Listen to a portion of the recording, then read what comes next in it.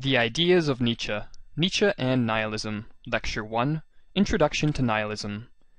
In 1887 Friedrich Nietzsche wrote what was to become one of his most famous passages. What does nihilism mean? That the highest values devaluate themselves. The aim is lacking. Why? Finds no answer. Nietzsche's views on nihilism are some of the most discussed by both those who study Nietzsche and those who study nihilism.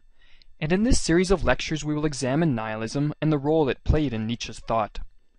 In this introductory lecture we will look at what nihilism means, its history, and its significance in Western civilization, while in the subsequent lectures we will examine Nietzsche's views regarding nihilism and his thoughts about how to overcome it. While the philosophical seeds of nihilism seem to stretch back thousands of years, the term nihilism only began to see widespread use in the West in the mid-19th century. A novel published in 1862 by the Russian author Ivan Turgenev, titled Fathers and Sons, is often pointed to as the work that spurred a growth in the popularity of the term. In the novel, one of the main characters is asked what it means to be a nihilist, and he says, "A nihilist is a man who does not bow down before any authority, who does not take any principle on faith, whatever reverence that principle may be enshrined in." Today, the sense in which the term is used in Fathers and Sons would be considered a form of political nihilism, the rejection of the political norms and institutions of one's day. Since the time this novel was published, many writers and philosophers have espoused nihilistic views in a number of different areas, and hence there has also been a growth in the term's ambiguity, so it will be helpful to clear up its meaning. We can in fact distinguish between four main types of nihilism, all of which share a similar characteristic, that being a general attitude of denial or negation of meaning. Nietzsche alludes to this in the outline for his book, The Will to Power, where he writes, "Nihilism, the radical repudiation of value, meaning, and desirability." The four types of nihilism are nicely summed up by Donald Crosby in his thought-provoking work on nihilism, The Spectre of the Absurd. He writes, "Moral nihilism denies the sense of moral obligation, the objectivity of moral principles, or the moral viewpoint. Epistemological nihilism denies that there can be anything like truths or meanings not strictly confined within, or wholly relative to, a single individual, group, or conceptual scheme. Cosmic nihilism disavows intelligibility or value in nature, seeing it as indifferent or hostile to fundamental human concerns. Existential nihilism negates the meaning of life." Based on this passage, one can see that the first three types of nihilism, moral, epistemological, and cosmic, each negate meaning from an important area of life where human beings have traditionally searched for it. For most of history, people have assumed that an objective basis for meaning is required, an assumption the validity of which we will examine in a later lecture. And as we will see in this lecture, this has led to the positing of an alternate reality where such objective meaning can be found. But when one comes to deny an absolute or objective basis for value, truth, or meaning, it becomes very difficult not to slip into nihilism. For example, in the case of moral nihilism, in rejecting the objectivity of moral principles, one is claiming that it would not be correct to speak of such principles as being true or false. Rather, they are dependent on subjective opinions and thus meaningless. When one accepts these first three types of nihilism, one is likely to reach the more general type of nihilism, existential nihilism. Existential nihilism can in a way be seen as encompassing the three other types of nihilism, because when one denies meaning in life, they are also explicitly or implicitly denying meaning in the areas covered by the other three types. If one denies that moral principles and truths actually exist intrinsic to the universe, and if one believes that the universe is utterly indifferent or even hostile to human hopes and concerns, then one will most likely become an existential nihilist and claim that life is depressingly meaningless and absurd. Existential nihilism is not only the type that is usually being referred to when the term nihilism is used on its own, but it is also the type of nihilism Nietzsche was most interested in. Given the importance of existential nihilism to Nietzsche's philosophy, and the fact that despair over the meaninglessness or pointlessness of life is a problem many individuals in the modern era have to confront, We will focus on existential nihilism for the remainder of this introductory lecture and the future lectures on Nietzsche and nihilism. When discussing nihilism, a question that usually comes up is what exactly does it mean to negate meaning? In order to clear this up, it is important to understand what the word meaning actually means. The philosopher David Ruchnick, in his book Retrieving the Ancients, An Introduction to Greek Philosophy, points out that the word can be defined in two different senses. To signify, as in a pig means a four-legged mammal usually found on farms, or secondly, meaning can be defined as to intend or have a purpose, such as, I meant to do it.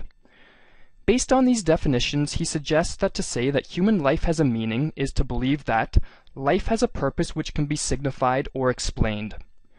It is important to note that in order for life to have meaning, it is not enough for it just to have a purpose, if that purpose is one which no one is aware of. Rather, for life to have meaning, it must have a purpose which people are able to signify or identify with. Why do human beings need there to be a meaning of life?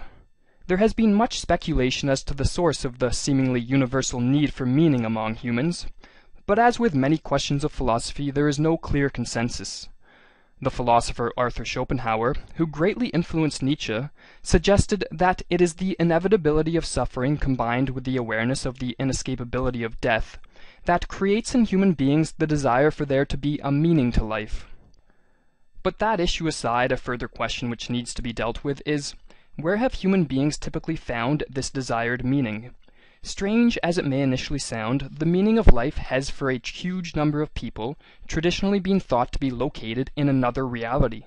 This alternate reality, which is commonly called the true world, has often been seen as the source of truth and value and believed to be a destination, with the purpose of life being to attain entry or access to this alternate world, either upon one's death or in some cases during life. In our first lecture on Nietzsche and the will to power, we designated such theories as two-world theories. Two-world theories have dominated thought for thousands of years, and in doing so provided meaning for countless individuals. Common two-world theories are Plato's world of forms, Descartes' spirit world, Kant's noumena, and the heaven of Christianity. The Christian heaven in particular has been the most prominent two-world theory in the West for nearly 2,000 years.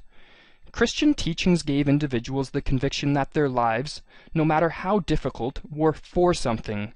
That is, there was a purpose to their earthly existence, and this purpose was to live according to the will of God so as to attain entry into the kingdom of heaven upon one's death. This story is a powerful antidote against nihilism, as it provides individuals with a much-desired purpose and meaning to life, ensuring the believer that no matter how much suffering they may endure in this life, they will be guaranteed entry into a blissful reality upon their death.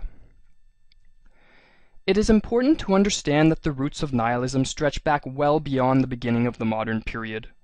Nietzsche, in fact, suggested that a feeling of pessimism was the beginning of nihilism, and pessimism towards the meaning of life can clearly be seen in the writings of many ancients, including the Greek poet Theognis, who lived in the 6th century BC. He wrote, "The best for man were not to have been born and not to have seen the light of the sun. But if once born, the second best for him is to pass through the gates of death as speedily as may be." However, as Nietzsche explained, pessimism is only a preliminary form of nihilism. No matter how much suffering, pain, and hardship one is forced to endure in life, nihilism will not arise as long as one has the conviction that there is a meaning or purpose to life. The popularity of Christianity lay in the fact that it could provide people from all walks of life, even the crippled, incurably sick, and dirt poor, the conviction that despite all the suffering and evil they had to endure in their lifetime, their life ultimately had a purpose. As Ernest Becker put it, the most remarkable achievement of the Christian world picture, that it could take slaves, cripples, imbeciles, the simple and the mighty, and make them all secure heroes, simply by taking a step back from the world into another dimension of things, the dimension called heaven. In his book The Death of God and the Meaning of Life, Julian Young explains that, for most of our Western history, we have not talked about the meaning of life. This is because we used to be quite certain we knew what it was. And as was mentioned earlier, it was Christianity which provided Western civilization with that answer to the question, what is the meaning of life? But as is well known, the role Christianity played in the Western world began to falter in the 16th and 17th centuries, and it was the ascendancy of science which was primarily responsible for this decline in adherence to Christian dogma.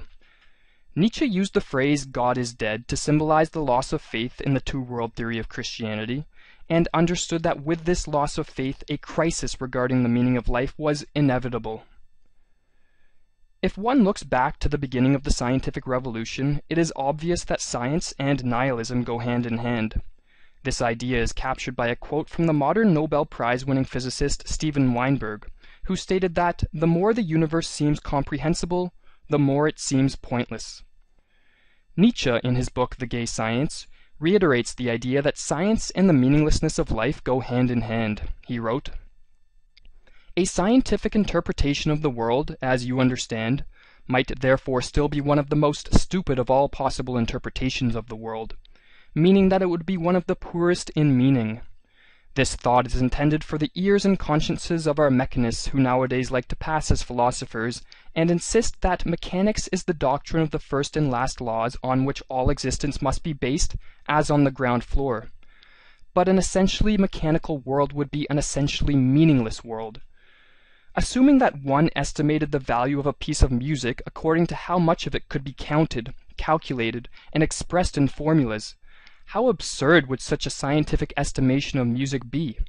What would one have comprehended, understood, grasped of it? Nothing, really nothing of what is music in it."